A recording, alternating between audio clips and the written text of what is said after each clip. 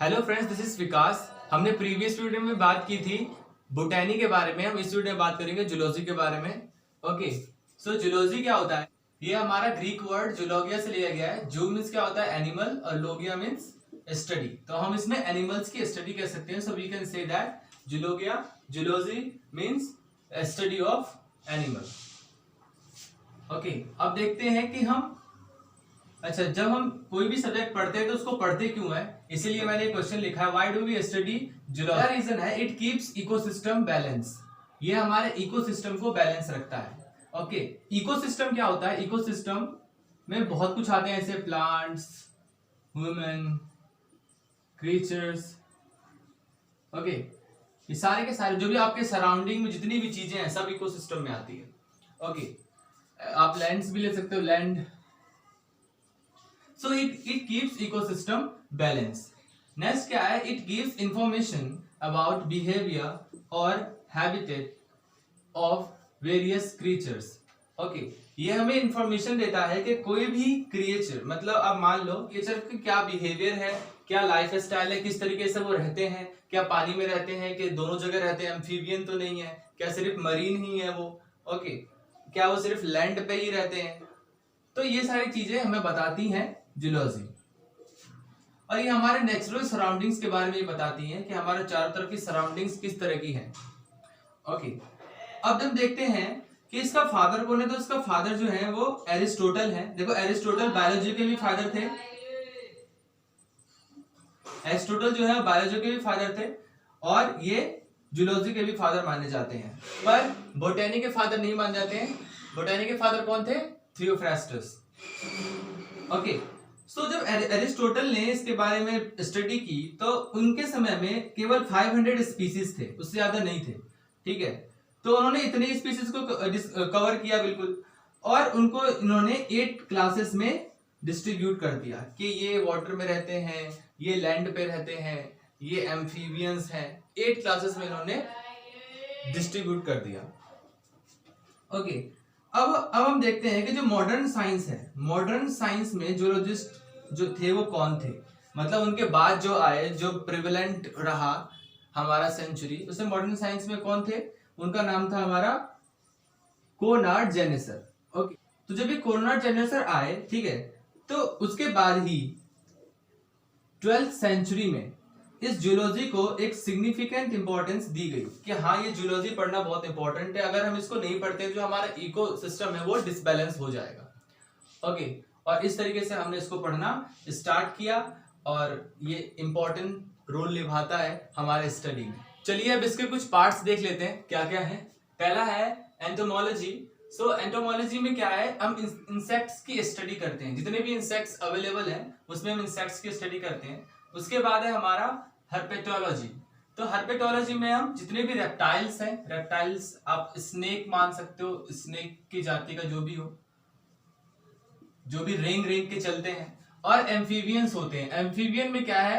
जो land plus water दोनों जगह रह सकते हैं, उसको कहते हैं। तो हम इसमें मतलब हर्पेटोलॉजी में हम रेप्टाइल्स और एम्फीबियंस की स्टडी करते हैं। उसके बाद है इथोलॉजी। इथोलॉजी में हम पढ़ते हैं इवोल्यूशन कैसे हुआ है किसी भी स्पीसीज का, और उसके बिहेवियर और हैबिटेट के बारे में हम पढ़ते हैं। बिहेवियर मतलब कह सकते हैं, उसका बिहेवियर तो पता ही है, और हैबिटेट का मतलब उसका रहन सहन, मतलब life style. Okay, life style. उसके बाद है हमारा मेमोलॉजी। मेमोलॉजी में हम मैमल्स के बारे में पढ़ते हैं जो एग्स नहीं देते। मैमल्स क्या होता है? जो एग्स नहीं देते, डायरेक्ट बेबीज जो है बर्थ करते हैं। उसके बाद हमारा इक्थियोलॉजी। इक्थियोलॉजी में हम सिर्फ फिश की स्टडी करते हैं, और फिश ऑल काइंड्स ऑफ होंगे, सारे जितने भी फिश अवेलेबल है सबकी हम इक्थियोलॉजी में उसकी स्टडी करते हैं। उसके बाद हमारा एम्ब्रियोलॉजी।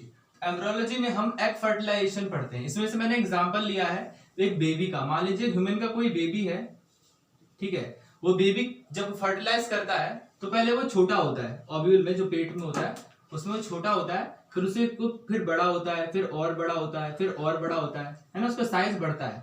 तो उसी चीज की स्टडी करते हैं कि कोई भी एग किस तरीके से अंदर फर्टिलाइज कर रहा है। ओके, नेक्स्ट है हमारा मेलाकोलॉजी, तो मेलाकोलॉजी में हम एनिमल्स की स्टडी करते हैं। कौन से एनिमल्स की स्टडी करते हैं, इसमें भी स्पेसिफिक है स्नेल्स की, ऑक्टोपस की और स्लग्स की। जो हमारा स्नेल्स और स्लग्स है लगभग एक ही है, तो आप इसके बारे में सर्च करके देख सकते हैं, आपको कंफ्यूजन दूर हो जाएगा। उसके बाद हमारा एरेक्नोलॉजी। सो एरेक्नोलॉजी में हम स्पाइडर्स की स्टडी करते हैं और स्कॉर्पियंस की स्टडी करते हैं, ठीक है। जो भी इस कैटेगरी में आते हैं हम उनकी स्टडी करते हैं। उसके बाद हमारा सेटोलॉजी। सो सेटोलॉजी में हम मरीन मैमल्स की स्टडी करते हैं।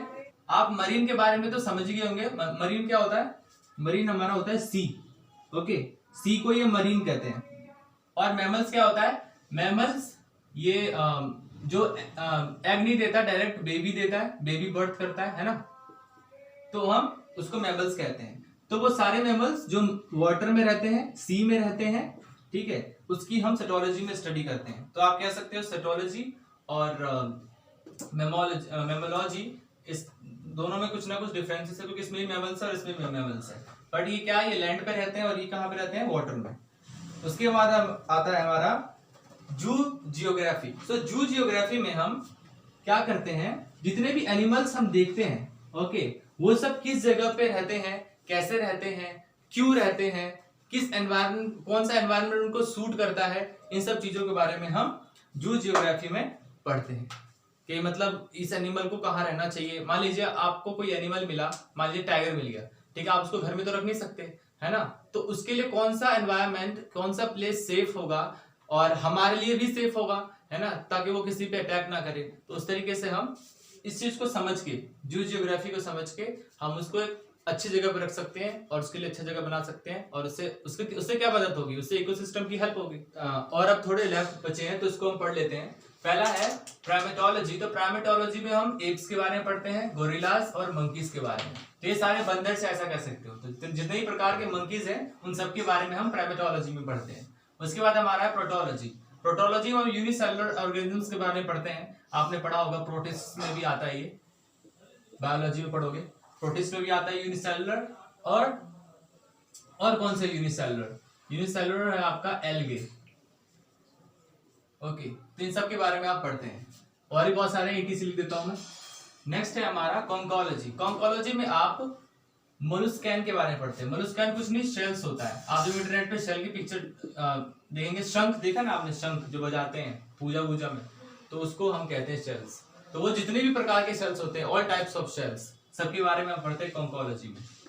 उसके बाद हमारा है जो आर्कियोलॉजी। तो जो आर्कियोलॉजी में हम डेड एनिमल्स के बारे में पढ़ते हैं। जितने भी एनिमल्स डेड हो चुके हैं, मर चुके हैं, उसके ऊपर रिसर्च करते हैं, उसको मतलब उसके बारे में पढ़ते हैं कि किस तरह से मरा है या क्यों मरा है, ठीक है। नेक्स्ट पैलियोजोलॉजी। पैलियोजोलॉजी में आप फॉसिल एनिमल्स के बारे में पढ़ते हैं। बहुत बच्चों को पता नहीं होगा कि फॉसिल एनिमल्स क्या होता है। देखो कि ये लैंड है, ठीक है, ये लैंड है, इसमें मिट्टी है, ठीक है, यहाँ पे कोई फिश जो है, फिश मर गई है, ठीक है, मरी पड़ी है इधर, ओके, तो ये फिश जो मरी पड़ी है, तो आप उसको मिटाएंगे ना, मिटाएंगे तो वहां पे वो निशान बन जाता है उस फिश का। आ रहा है समझ में, उस फिश का वहां निशान बन जाता है, उस मिट्टी में उसका मतलब कह सकते हो छप जाता है उसका पिक्चर।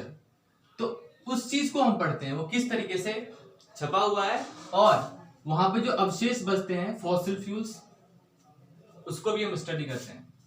नेक्स्ट है हमारा लेपिडोप्टेरोलॉजी। लेपिडोप्टेरोलॉजी में आप बटरफ्लाइज की स्टडी करते हैं, जितने भी बटरफ्लाइज अवेलेबल हैं उनके बारे में स्टडी करते हैं। उसके बाद आता है एंजियोलॉजी। तो एंजियोलॉजी में आप ब्लड वेसल्स की स्टडी करते हैं, जिस वेसल्स पे ब्लड मूव करती है बॉडी में, ठीक है, उसके बारे में हम जियोलॉजी में स्टडी करते हैं। उसके बाद हमारा है नियोनेटोलॉजी। नियोनेटोलॉजी में हम पढ़ते हैं न्यू बॉर्न एनिमल्स। अच्छा, न्यू बॉर्न एनिमल्स एक और हमने पढ़ा था, उसके बाद आप देख लीजिएगा। तो उसमें क्या था, उसमें हम 1 मंथ से लेके जब तक वो पैदा नहीं हो जाता बच्चा, ठीक है, मतलब मान लीजिए कोई चाइल्ड है, इन्फेंट कह सकते हो आप,